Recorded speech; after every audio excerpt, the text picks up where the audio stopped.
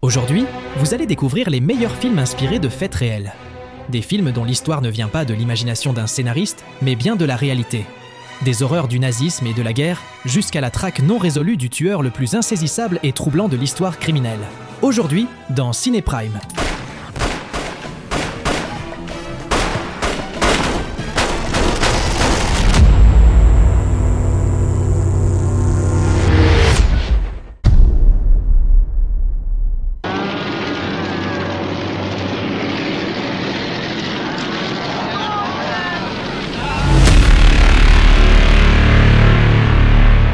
Come and See est peut-être la représentation la plus crue et réaliste des horreurs nazies jamais filmées. Inspiré de faits authentiques survenus en Biélorussie pendant l'occupation allemande, le film montre les atrocités commises par les SS dans des villages entiers, rasés avec tous leurs habitants.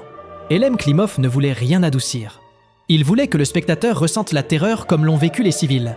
Le plus bouleversant, c'est que l'histoire est racontée à travers les yeux d'un enfant, et l'on voit comment la guerre le détruit de l'intérieur, le laissant vivant mais vidé. Dès la scène où il apprend que les nazis ont massacré sa famille,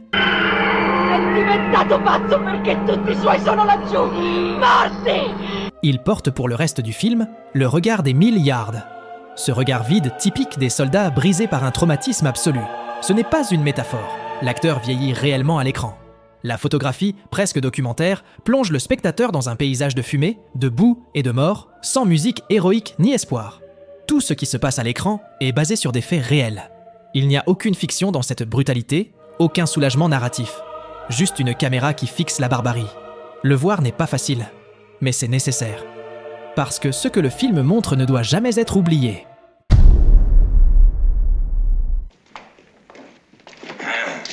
Good afternoon, this is the Barrow Gang.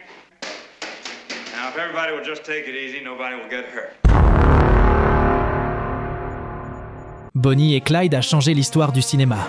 Et l'a fait avec 2 cadavres derrière le volant. Inspiré des criminels réels qui ont terrorisé les États-Unis pendant la Grande Dépression, le film ne se contente pas de recréer leurs braquages et leurs meurtres. Il les transforme en une danse électrique entre glamour, violence et mort. Arthur Penn ne romantise pas, mais il ne condamne pas non plus. Il montre un couple jeune, charismatique et perdu, qui choisit le crime comme échappatoire. Ils ont braqué des banques, tué des policiers, enlevé des innocents. Et dans le film, chaque coup de feu résonne davantage pour ce qu'il signifie. Jeunesse désorientée, frustration sociale, époque sans issue. Dans la réalité, Bonnie Parker et Clyde Barrow ont tué au moins 13 personnes, dont plusieurs représentants de l'ordre. Ils ont été traqués pendant 2 années, jusqu'à tomber dans une embuscade brutale sur une route de Louisiane. Ils ont été criblés de plus de 100 balles. La violence graphique de leur fin, filmée au ralenti, a marqué un tournant dans l'histoire d'Hollywood. Personne n'était préparé à une telle crudité.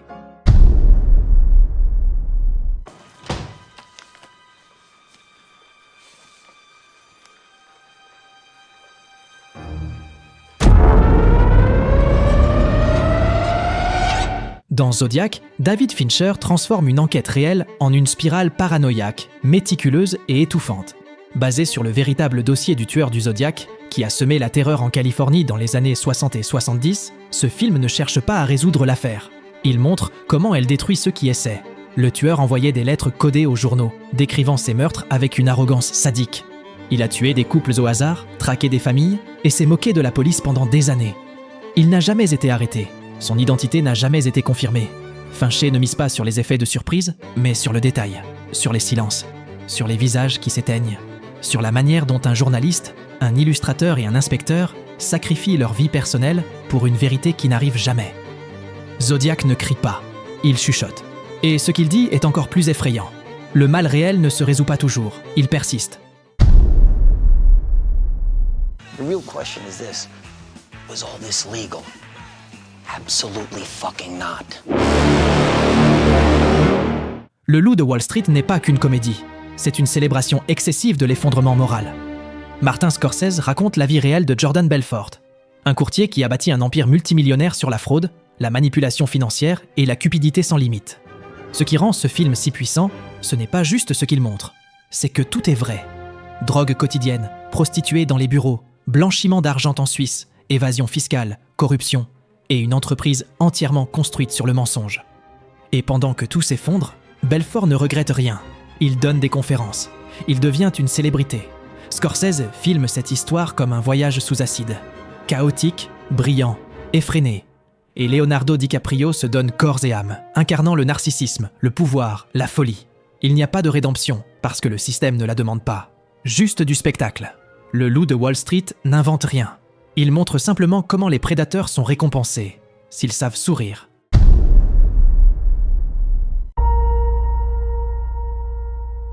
Dersu Uzala ne semble pas tiré d'une histoire vraie, et pourtant, il l'est. Réalisé par Akira Kurosawa, ce film raconte la rencontre entre un explorateur russe et un mystérieux chasseur nomade dans les vastes étendues de l'extrême-orient sibérien. L'histoire est basée sur les journaux authentiques du capitaine Vladimir Arseniev, qui a documenté son expédition au début du XXe siècle. Tourné dans les paysages les plus sauvages et majestueux de la planète, Dersu Uzala est du vrai cinéma. Physique, humain, sans fioritures. Chaque plan exprime une connexion intime avec la nature, la survie, le respect entre les peuples. Kurosawa n'idéalise pas, il observe. Et ce regard transforme cette histoire en une méditation sur l'amitié, la dignité et l'oubli. Il n'y a pas de héros classique ici, pas de grands gestes, juste un homme face à l'immensité du monde, avec sagesse, humilité et mémoire. Un joyau oublié, un hommage sincère à un homme qui a existé et dont la trace est restée en silence. I'm an innocent man! I spent 15 years in prison for something I didn't do! Au nom du père est un film qui brûle, non seulement par ceux qu'il montre, mais par ceux qu'il dénonce. Basé sur l'histoire vraie des Guildford Four, il raconte comment 4 innocents ont été condamnés pour un attentat de l'IRA qu'ils n'avaient pas commis. Jerry Conlon, interprété par un Daniel Day-Lewis déchirant, s'est vu arracher sa jeunesse, sa liberté. Et son père, également innocent, emprisonné avec lui. Le film n'adoucit rien. Il montre les tortures, les aveux forcés, la corruption policière et un système judiciaire plus soucieux de clore une affaire que de rendre justice. C'est du cinéma politique, mais aussi profondément personnel. Un cri de désespoir et d'amour entre un père et son fils au cœur de l'injustice la plus atroce. Le plus perturbant, c'est de savoir que tout cela est arrivé, que quelqu'un a payé de sa vie pour un crime qu'il n'a jamais commis, et que le pardon, quand il arrive, n'est jamais suffisant. Une histoire vraie qui continue de faire mal, parce que la vérité est arrivée trop tard. Mais ce film a permis au monde de la connaître, de réhabiliter une famille et de lui rendre hommage.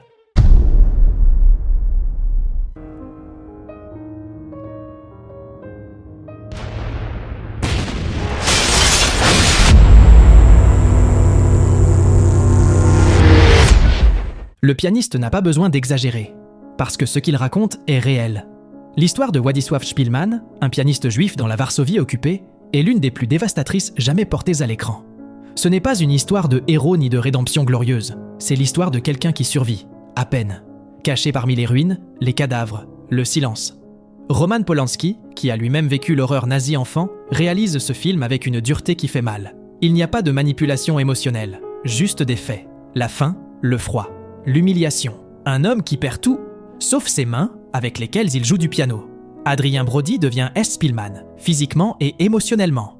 Son regard vide est celui de millions de victimes que personne n'a écoutées. Ce n'est pas une fiction de guerre, c'est un témoignage. Et ce qui fait le plus mal, c'est qu'il n'a pas besoin d'inventer pour bouleverser, parce que tout est vrai.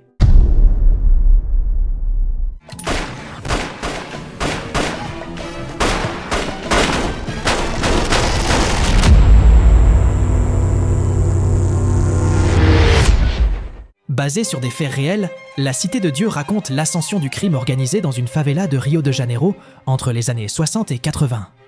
Mais il le fait de l'intérieur, avec une brutalité insoutenable, sans filtre, sans consolation. Il n'y a pas ici de méchants de dessins animés. Il y a des enfants armés, des enfants qui tuent, qui meurent, qui n'ont jamais eu le choix. Le personnage de Zé Pequeno, inspiré d'un criminel réel, est le visage d'une violence qui se propage comme une peste dans un lieu où l'État est absent. Le film est raconté comme un coup de feu, rapide, sale, désespéré. La photographie, le montage et les acteurs non professionnels venus des favelas créent un sentiment de vérité qui brûle. Parce que ce que l'on voit n'est pas de la fiction, c'est ce qui s'est passé, c'est ce qui continue de se passer.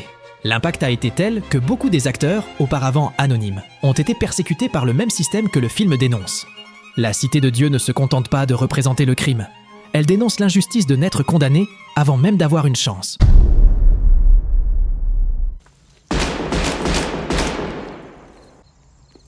As far back as I can remember, I always wanted to be a gangster.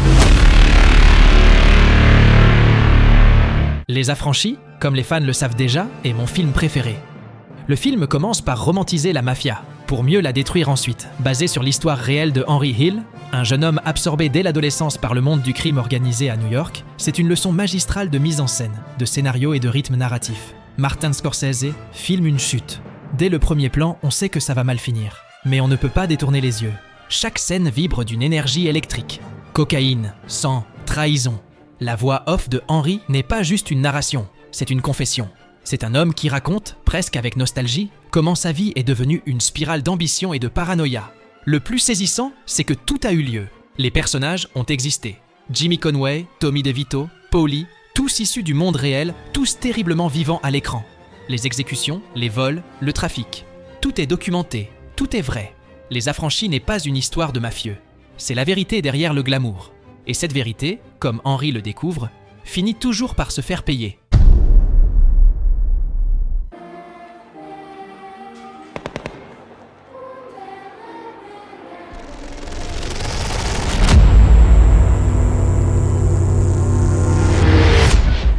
La liste de Schindler, c'est plus qu'un film. C'est un témoignage. Une cicatrice filmée en noir et blanc sur l'un des chapitres les plus inhumains de l'histoire. Réalisé par Steven Spielberg et basé sur l'histoire vraie de Oskar Schindler, un industriel allemand qui a sauvé plus de 1100 juifs de l'extermination nazie, ce film ne dramatise pas la Shoah. Il l'affronte, l'incarne, la montre avec une honnêteté brutale. Ce n'est pas l'histoire d'un héros traditionnel. Schindler est un homme ambitieux, opportuniste même. Mais au milieu de l'horreur, quelque chose change. Ce qui commence comme une affaire devient un combat silencieux pour la vie. Sa fameuse liste n'est pas qu'un bout de papier. C'est de l'espoir, c'est de la survie. En face, Amon Goeth, un vrai monstre, un nazi sadique qui tuait depuis son balcon pour le plaisir. Chaque scène avec lui glace le sang, parce que c'est la réalité, parce qu'il a existé.